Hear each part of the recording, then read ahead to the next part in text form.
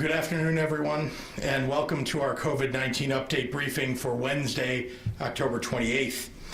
I'm joined today by Illinois State Police Director Brendan Kelly, who will provide an update from ISP on our election integrity support and our COVID mitigation enforcement. But first, our regular update. Today is the first day of additional mitigations in suburban Cook County and Metro East, with the City of Chicago following on Friday. And as of this morning, Region 9, Lake and McHenry counties has now sustained an average positivity rate of 8% or higher for 3 days, meaning that starting Saturday, they will join 7 of our 11 other regions in operating under resurgence mitigations. Region 9 is today seeing an 8.4% positivity average, up from 4.8% this time last month, and up from 3.1% in late June. Average COVID-related hospital admissions today are 5 times as high as they were in mid-June and 3 times as high as in mid-September. In other words, things are bad in Region 9 and getting worse. So beginning on Saturday at 12:01 a.m., public gatherings in Lake and McHenry counties will be reduced to 25 people, and indoor dining and indoor bar service will be temporarily closed, although outdoor service in tents or tented igloos and takeout, delivery, and drive-through service will remain available. We have made $220 million of business interruption grants available to any affected business. Applications for those grants for those businesses that are affected by these new mitigations are available on an expedited basis on our Department of Commerce website at dceo.illinois.gov. These resurgence mitigations aim to cut down on some of the highest risk activities until we bring down the positivity rate in Region 9 once again. As for Regions 2, 3, and 6 that remain free of resurgence mitigation measures, Region 3, which encompasses Quincy, Springfield, and much of west central Illinois, has now seen 2 days in a row of a positivity rate reaching 8%, meaning that a third day, tomorrow, would equal mitigations beginning in the region over the weekend if that happens. Region 6, east central Illinois, today has seen its first day above 8%, and if the trend continues, the area can expect the same mitigations as its surrounding regions. Region 2, which stretches from Kendall to Rock Island County and includes Peoria, is today at an average positivity rate of 7.7%, up from 7.2% on Monday. I know this virus is very hard on everyone.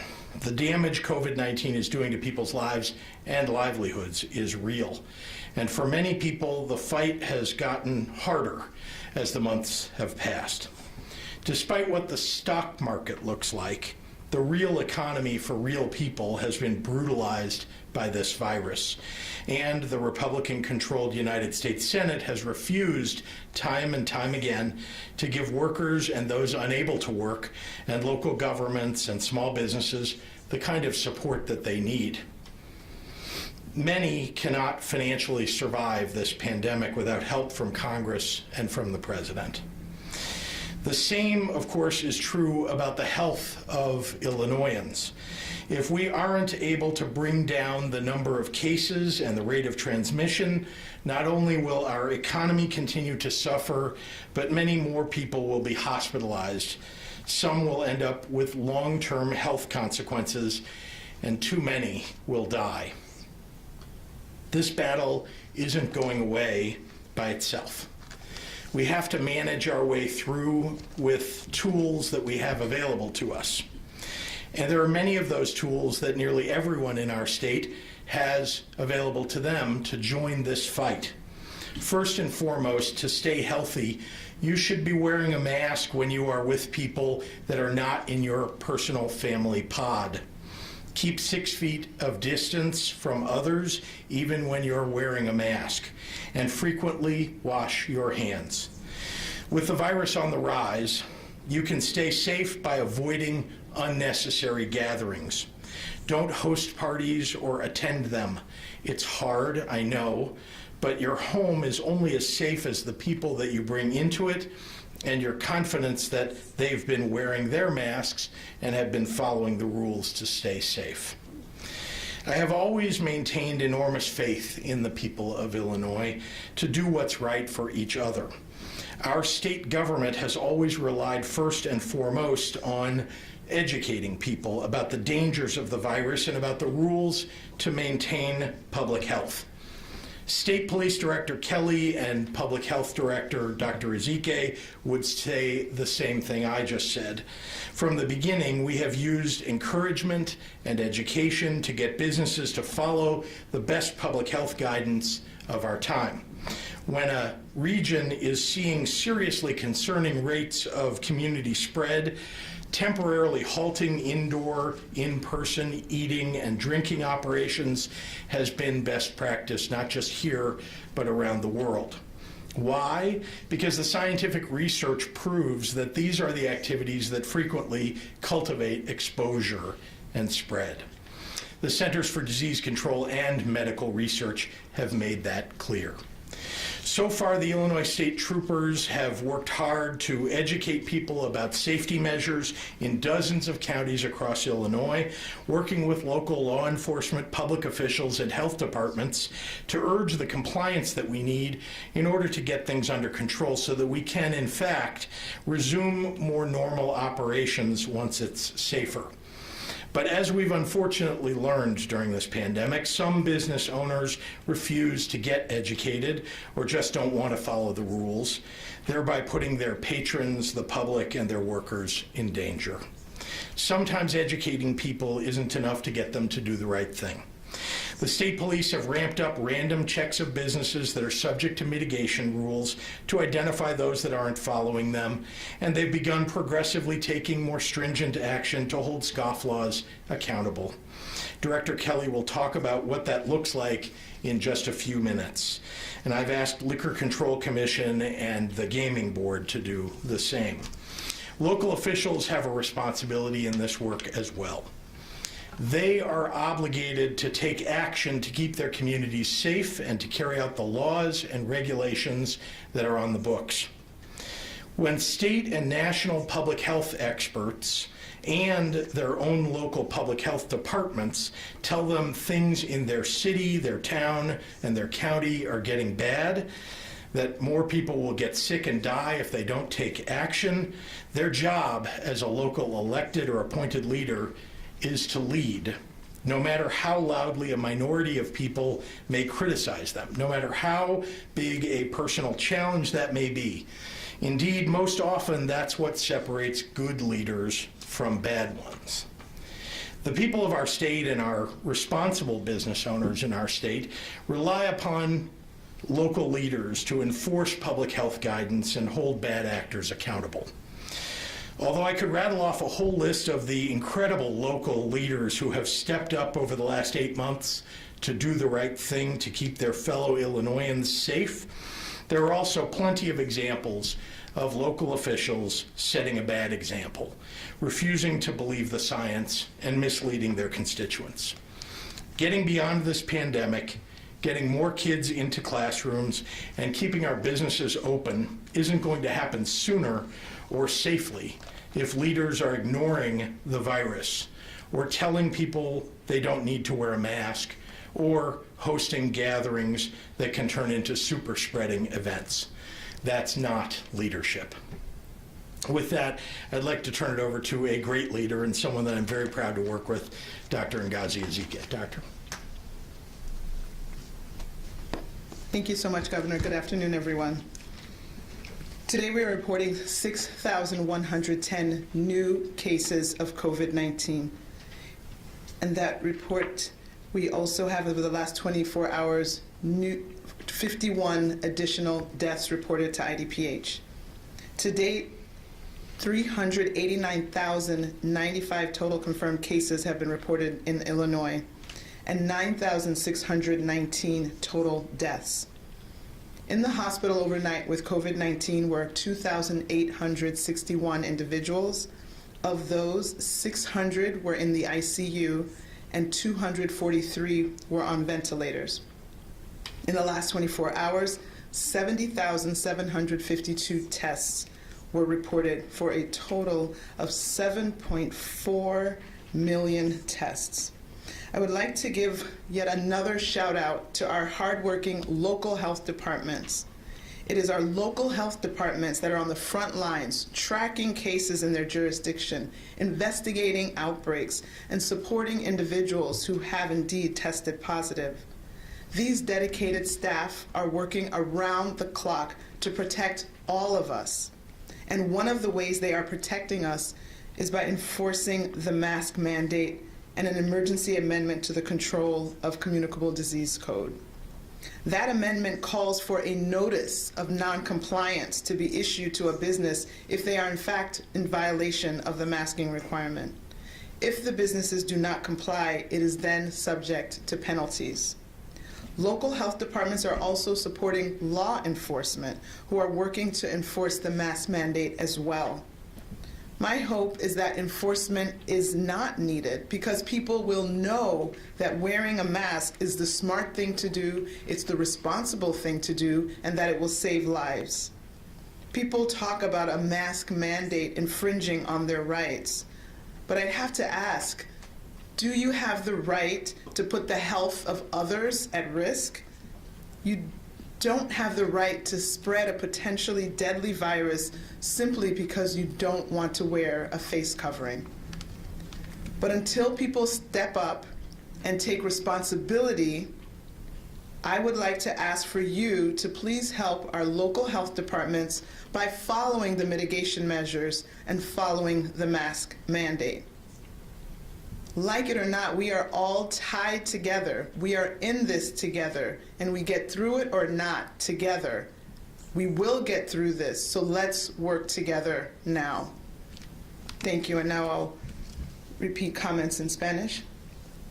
Buenas tardes a todos y gracias por estar con nosotros hoy. Hoy informamos 6,110 casos nuevos de COVID-19 en Illinois para un total de más de 389,000 casos confirmados. Desde ayer se informaron 51 muertes adicionales para un total de más de 9,600 muertes. 2,861 personas en Illinois pasaron la noche en el hospital con COVID-19. De ellos, 600 pacientes estaban en la unidad de cuidados intensivos y 243 pacientes estaban en ventiladores. Más de 70,000 pruebas de COVID-19 fueron hechas por un total de más de 7.4 millones. Me gustaría dar las gracias a todas las personas que trabajan duro en la salud pública, de los doctores y las enfermeras a los primeros responderos, especialmente a los trabajadores de los departamentos de salud locales. Ellos están en primera línea rastreando casos, investigando brotes y apoyando a las personas que han dado positivo. Ellos nos ayudan a entender lo que está pasando por todo el estado, perteneciente a brotes y educación sobre la importancia de usar cubrecaras. La gente habla de un mandato de máscara que infringe sus derechos. Pero lo que yo diría es que no tiene derecho a poner en riesgo la salud de otras personas. No tienes derecho a propagar un virus mortal simplemente porque no quiere usar una máscara. Pero hasta que las personas den un paso al frente y asuman la responsabilidad de sus acciones, me gustaría pedirle que sigan las medidas de mitigación y el mandato de usar cubrecara. Aunque les guste o no, estamos todos juntos en esto y solo lo superaremos trabajando juntos. Muchísimas gracias para su apoyo. And with that, I would like to turn it over to Director Brendan Kelly of the Illinois State Police.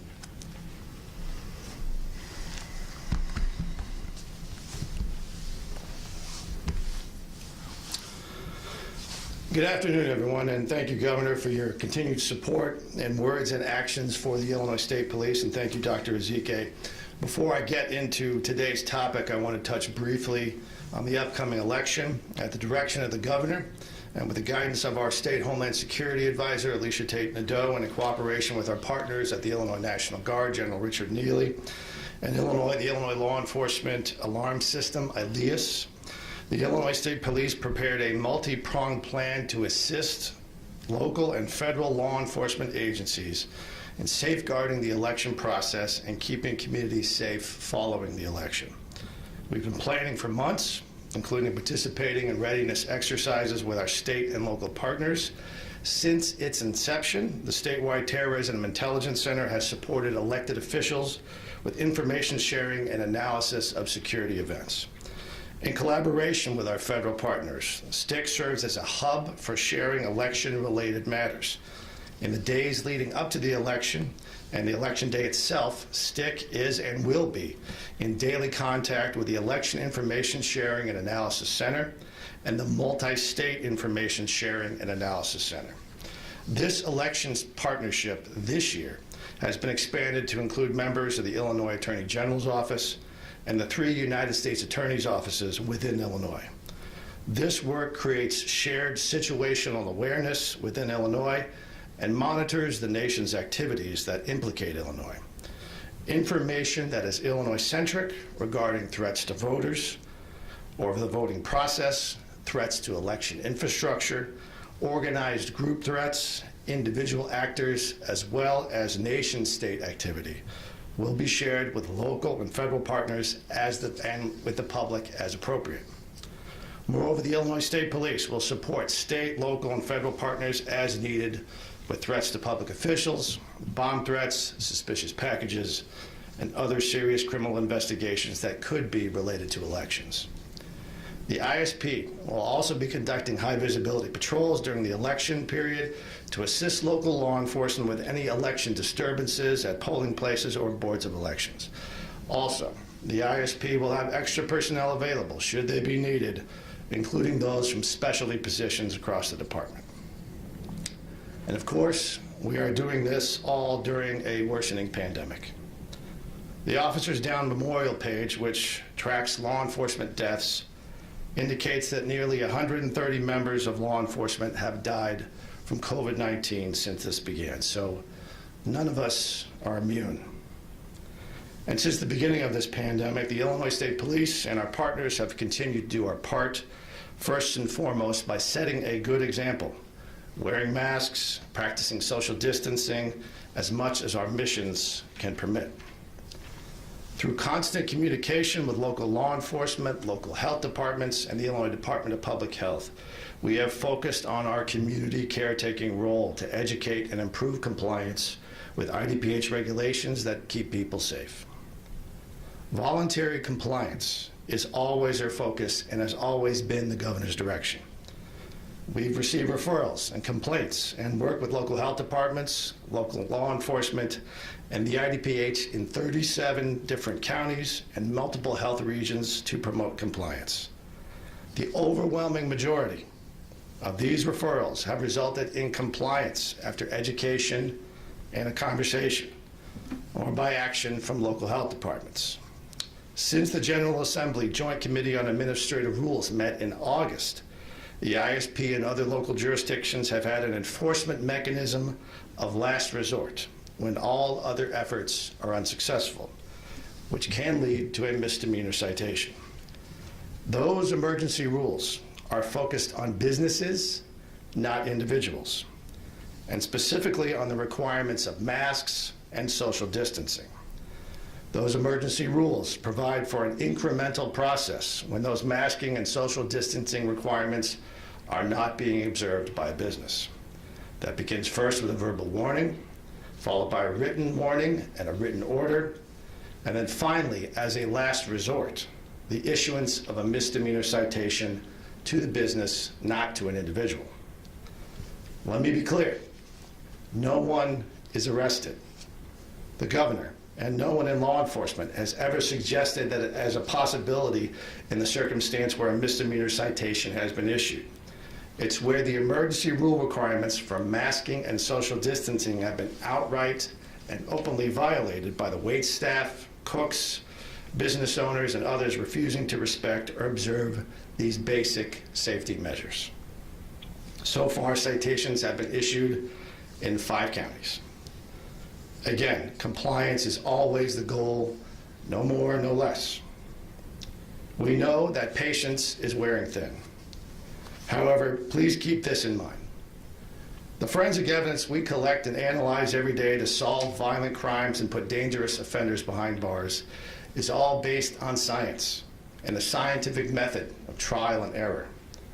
The comms, computers, intelligence, vehicle safety features, non-lethal and life-saving technology that has revolutionized law enforcement in the past 100 years are all based on science. While I have been at the hospital bedside of my officers that have been shot or struck or injured more often than I'd like to remember, I have seen with my own eyes and been so grateful for the medical science used by doctors and nurses to care for them. That medical science saved some of their lives. That same medical science gave some family the extra time to say goodbye when they couldn't be saved. So, as the science of COVID-19 evolves, so too must all who serve. And next time my glasses fog up because of my damn face mask, I'll remind myself of the miracles of medical science and that there are smart people who are just trying to save lives, including those of my own people. So the men and women of the ISP are going to keep getting the job done, as they always do, while washing hands, social distancing, and wearing our masks. Governor, thank you, and I'll turn it back over to you. We'll start with questions from online today. Chris Carter from WAND News is asking, Region 3 and Region 6 have reached the 8% positivity rate. Region 3 has 2 days of an increase. Do you have intentions of taking action and enforcing new mitigation in either region anytime soon? We've been clear about what the metrics are for each region when they trip those metrics, whether it's related to positivity rate above 8% for 3 days in a row, or positivity rates rising consistently 7 days out of 10, or again, consistency in hospitalizations rising, those two working together, that when those metrics are tripped, mitigations are put in place. Rich Miller at Capital Facts is asking for you or Dr. Ezike. The Restaurant Association is calling for a return to 25% capacity. Your original plan for mitigation tier 1 was 25% capacity limits. Why was that changed, and why is 25% off the table? I think that's referring to Region 4.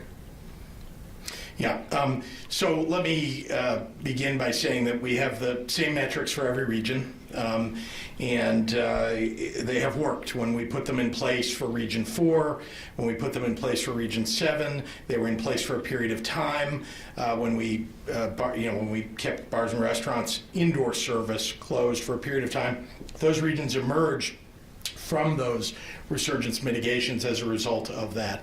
That will work. That does work. And when it doesn't, then we have to ratchet up a little bit. That's happened in Region 1, of course.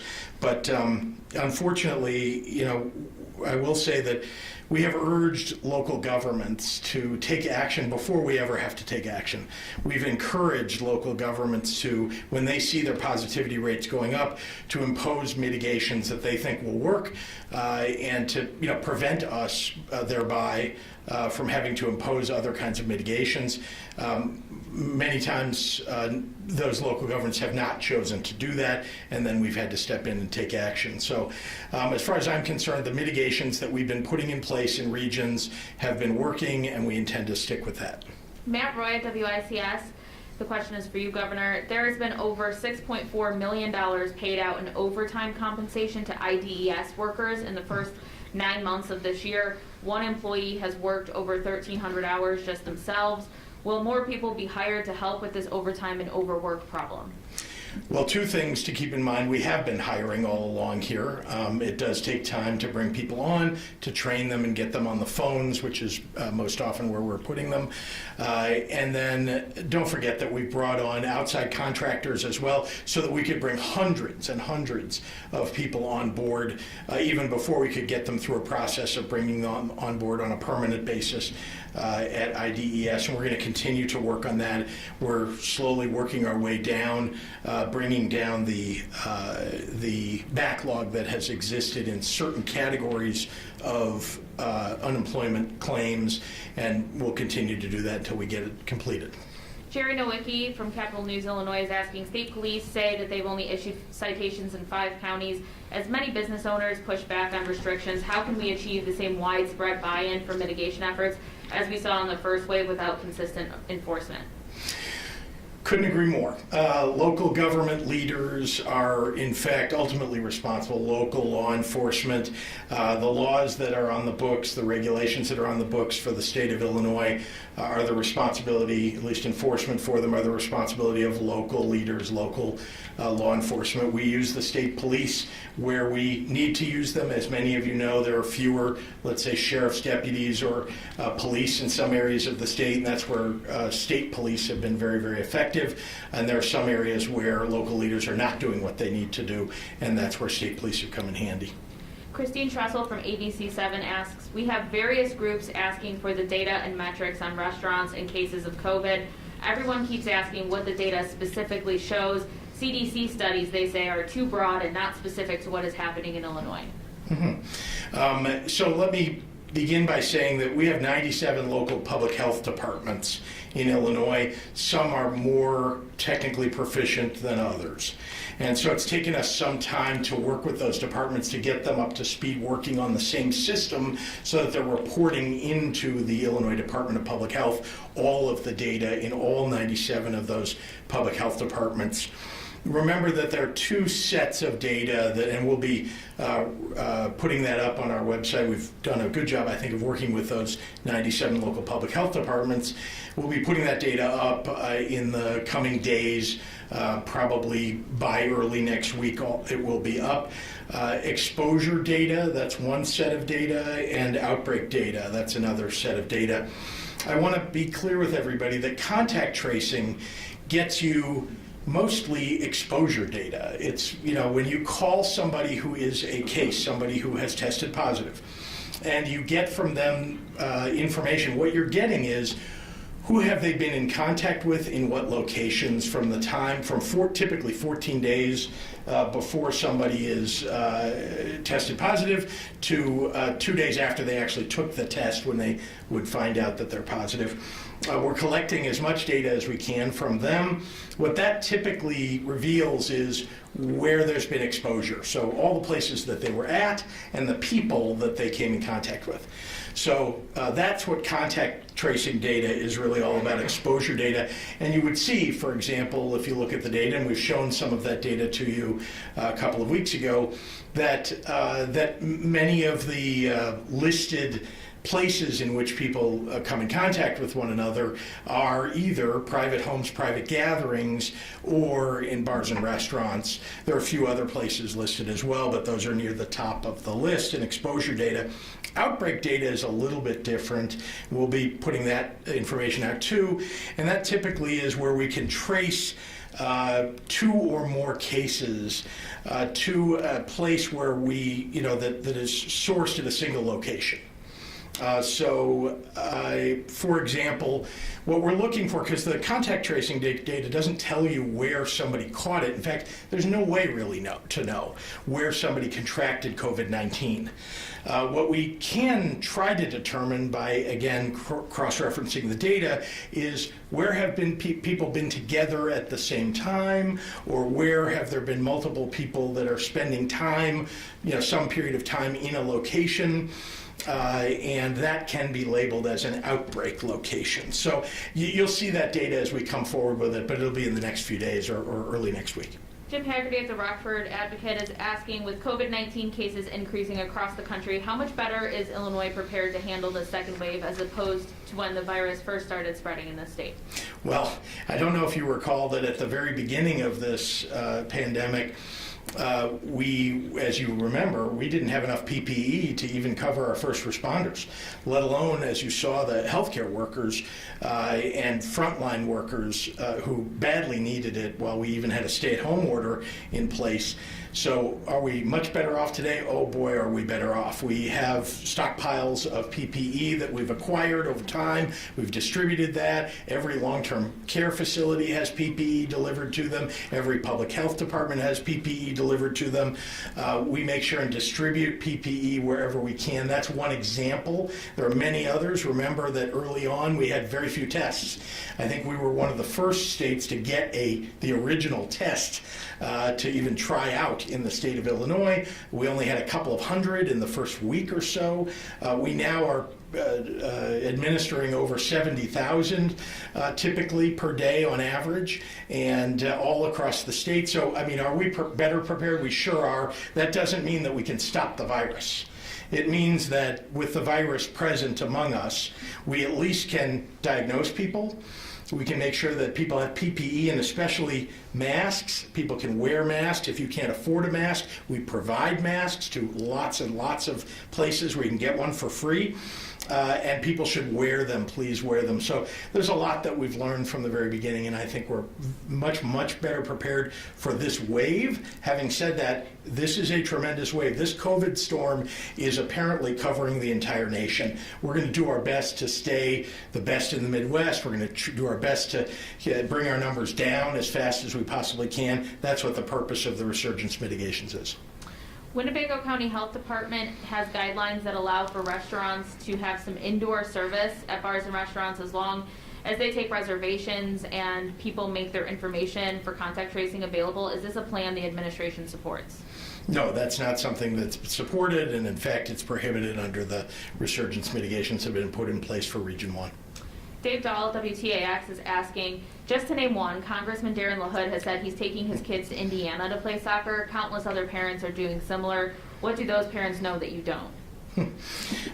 Well, I can just tell you this, that if you look at the positivity rates and the case numbers by population in the states around us, where Darren LaHood is taking his kids, you would see that there's a much higher case count. There's a much higher, at least, positivity rate.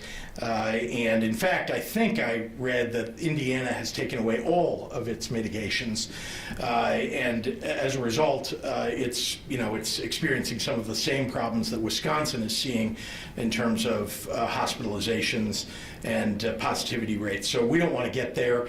That's not something I would suggest that any parent should do to their children to expose them to very high rates of cases or positivity. Kelly Bauer from Block Club is asking if there's any more information available about the youth who died in Cook County. What age was he or she? Any underlying conditions? I'm not aware of the Cook County youth. Are you, Dr. Ezike? Okay, thank you. So we do know of a recent passing of a teenager in Cook County who is not known to have had a past medical history, who did succumb to this COVID-19 infection. Again, this occurred last week. Treasurer Roberts is asking about the IHSA board's decision that's just coming out now, allowing sports and basketball to continue in the upcoming season. This goes against your recommendations. What are your thoughts? Is this acceptable? Well, let me first say that what we're listening to is the guidance that's given by national organizations, the guidance that's given by physicians, particularly those that treat children, and of course the experts in sports medicine. And so, what I would suggest is that if there's a difference of opinion, I prefer to err on the side of health and safety, and I think that's where we have intended for all of our guidance to fall. All right, we'll take one more. Okay, I have two questions if you let me. Sure, I was go gonna ask ahead. about basketball, but Sure. that's off the table. Mayor Lightfoot said that you two met today for an hour, and she says, other metrics should apply because, yes, cases are up in Chicago, but hospitalization rates are not, that they're down. and she was asking you for in-person dining. She said she's not going to pursue litigation or a TRO, but where do you stand on that? Have you budged it all after your meeting with her? We had a great meeting, and the mayor and I talk frequently, and we're always very frank with one another. You know what our resurgence mitigations are, and we're gonna, we put them in place in each region as they trip those metrics, as we will in the city of Chicago. And then, I'm sorry, there's a piece of that you asked about some specific. Well, she just is, area. concerned that the family gatherings, if people aren't eating in restaurants, they're going to be, forced to get food to go and possibly have more people over in their house. And according to her, that's the #1 spread of COVID is family gatherings in Chicago. According to their... Yeah, it's a #1 across the country. We're literally hearing that from the CDC and from public health departments across the country, is that many people are having private gatherings in their homes, and that is a significant source of spread. As we know, bars and restaurants are also a significant source of spread. These are all facts that we agree upon. I think that what everybody understands is that we should do everything that we can. People should understand, as I said in my remarks, that having a gathering with people at your home that are not part of your personal family pod is taking some level of risk. And so, #1, please, people should wear a mask. Right? I just want to remind everybody, because I know it's tempting. We're friends with somebody, and you think that, well, my friend isn't going to give me COVID, right? And they don't mean to. They would never mean to. Or your family member that you invite over who doesn't live with you and has a life outside of yours. We're just trying to educate people, as we always have, and then to the extent that we can limit interactions. In places where we know there's spread, that's what we're trying to do, especially in the midst of a COVID storm that's hit the state and the nation. And back to that breaking news from IHSA, you're not going to try and stop them? Because they said that it'll be up to each school district to decide if they're going to play basketball. Well, we've told school districts what the rules are, and I think they all know. IHSA may have their views of it, but school districts know what the rules are, and I think that, it's unfortunate, but they would be probably taking on legal liability if they went ahead and moved, beyond what the state has set as the mitigation standard. Can I just ask Director Kelly one question? Yeah, go ahead. Thank you very much. Hi, how are you? Hi. So you had mentioned that you'd handed out 5 citations to restaurants that were not following social distancing and masking up. What Yes, is your ma'am. new role going to be now that we have Region 11, Region 9, all these different regions, parts of the state that aren't supposed to have in-person dining? What's your role going to be now? I think it'll be as I described today, and I think it'll be the same as we've done, frankly, since the beginning of the pandemic, with a slight difference that occurred as a result of the emergency rules that passed, went through the JCAR process, that again, that provided a very focused instrument of last resort, where frankly what we're seeing in most of these circumstances, and I think this is how it will play out in most of the regions of the state, where you just have, unfortunately, you have some business owners, you got waitresses, waiters, cook staff, they're just outright refusing to wear masks. And right now that's just kind of gross. And it's definitely a way to spread this disease. And when we've gone through that educated process and sought voluntary compliance, following the emergency rules as they require us to do, the very incremental process that requires education, which requires a verbal notification, then a written warning. If at the very end of that you still don't have compliance, and even if it's a decent compliance and it's imperfect, you still have that process. That's usually what we're seeing when the misdemeanor citation is issued, and then that process goes forward with all 102 different states attorneys that we have in this state. But are you going Thank you. to, are you going to go in if they're not supposed to have in-person dining? Are you going to go in there and ticket them, or give them a warning to shut down? It's the process I just described to you. Okay. Yep. All right. Thank you very much, Yes, ma'am. Director. Thank you.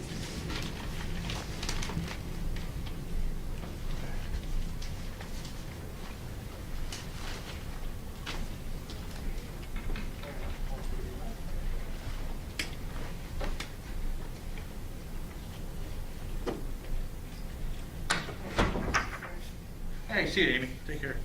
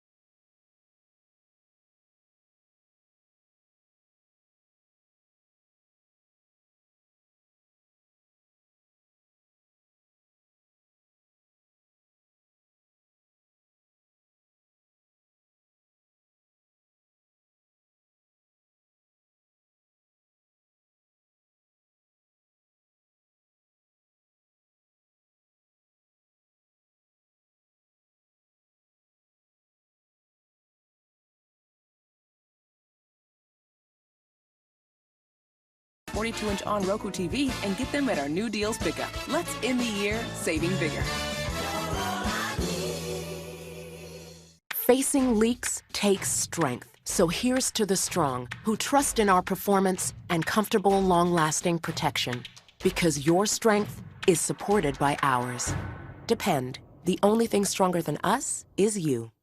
For all of us who weren't born yesterday, there's Consumer Cellular, where you can get exceptional value like talk, text, and data for only $20 a month, flexible plans, no contract, reliable nationwide networks, and customer service that's been ranked #1 by J.D. Power 9 times in a row.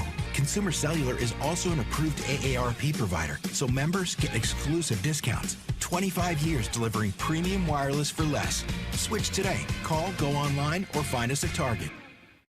Women choose Renew Life probiotics because they're made for us, with premium probiotic strains, formulated, tested, and guaranteed for a woman's digestive system. We know women are different, which is why Renew Life probiotics are too, made for what makes you different.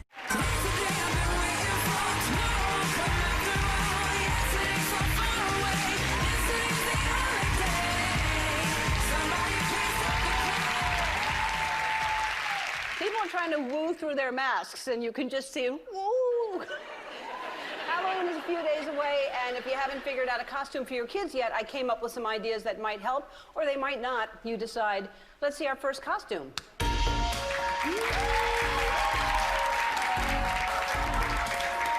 Hi there! Hi! What's your name? Olivia. Hi, Olivia. How old are you? 6. You're 6 years old. Are you in school? Yes. What grade? First. First grade? Do you like it? Yes. Great. And what are you? My mom on a Zoom call. Your mom on a Zoom call. Because at the top you're all dressed up and the bottom you got pajamas on. Have you seen that before? No. Well, it happens. You're just missing one thing for your mother that would make it more realistic. Here you go. You have a wine glass in your hand. There you go. All right. Now I shall give you some socially distanced candy. Thank you, Olivia. All right, let's see the next one. Hi. Hey, Delilah. Hi. Your name's Delilah? Mhm. How old are you? 6.5. 6.5. When will you be 7 fully? April 12th. April 12th. All right. And you're in school? Mhm. First grade? Do you like it? Yeah. Great. And what are you dressed as? The fly of the rain. Let me give you something else. Andy? Now you're Shutterfly.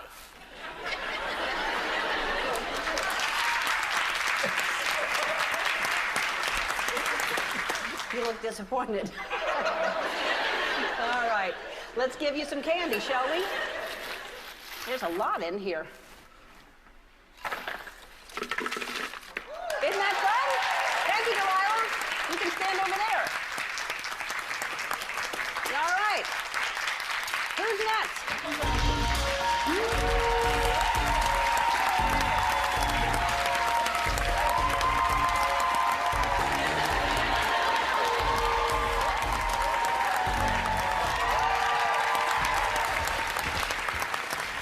Hi there. What's your name? Robert. Robert? Robert, how old are you? 6. 6 years old? Yeah. And you're in first grade also? Do you like it? Great. What are you dressed as? I'm in quarantine. You're in quarantine. Okay. Well, now I got you something else to add to it, so now you can be the NBA